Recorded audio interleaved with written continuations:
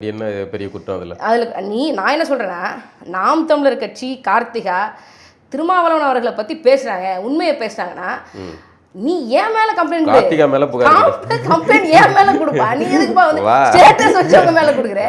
இவங்க என்ன பண்ணுவாங்க? ப்ரிவென்ஷன் ஆஃப் அட்ராசிட்டிஸ் போடுவேன், பிசிஆர் ஆக்ட் போடுவேன், என் மேலே போடுவா. நீ எப்படி போடுறேன்னு நான் பார்க்குறேன். நீ போட்ட நான் விட்டுருவேன் நான்.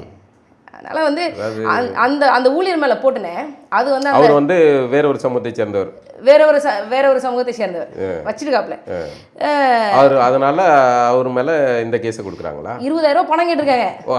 அப்பயே டீலிங் இல்லைங்க, 20,000லாம் கொடுக்க முடியாது, மாசம் கடைசி ஆயிடுச்சு.